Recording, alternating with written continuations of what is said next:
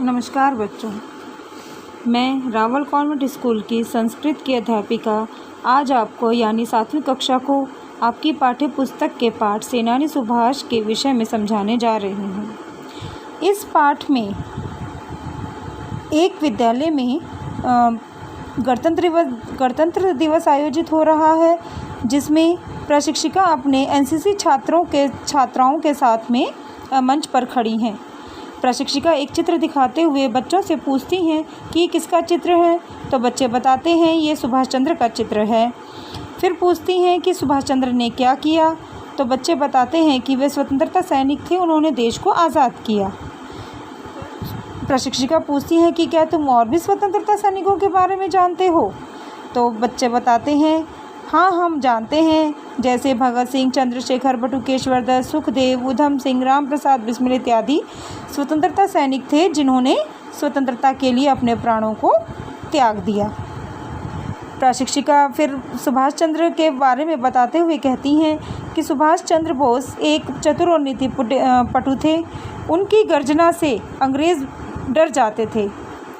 अन्य स्वतंत्रता सैनिक अंग्रेज़ों के साथ युद्ध करके या तो पकड़े गए या मारे गए, लेकिन सुभाष जो हैं वो अंग्रेज़ों के बहुत से प्रयत्नों से भी सुभाष को वो नहीं पकड़ पाए थे।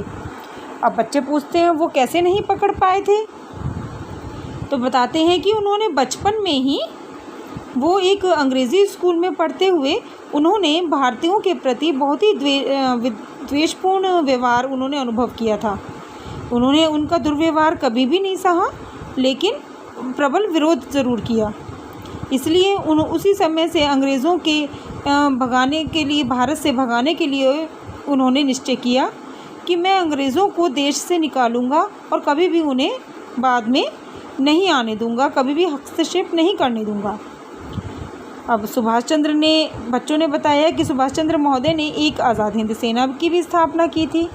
तो प्रशिक्षिका बताते हुए कहती हैं कि हाँ, उन दिनों वो विदेश गए थे भेष बदल कर। और भेष क्यों बदलते थे वो, क्यों, ताकि वो अंग्रेज़ों की पकड़ में ना आ सकें।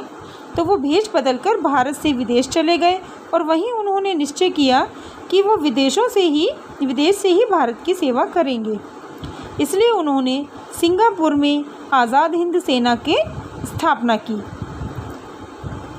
और उस समय के उनके भाषण से आज भी देशवासियों के हृदय में अग्नि प्रफुल्लित होती है, उसमें चिंगारियाँ जलती हैं। उनके जो चिंगारी देने वाले शब्द थे वो थे, तुम मुझे रक्त दो, तुम सब मुझे खून दो और मैं तुम सबको आज़ादी दूंगा। सभी छात्र धन्य आसीत कह के सह महापुरुषा एतादृशाय महापुरुषाय नमः, सभी छात्र कहते हैं अंत में कि ऐसा महापुरुष धन्य है और ऐसे महापुरुष को हमारा नमस्कार है। धन्यवाद।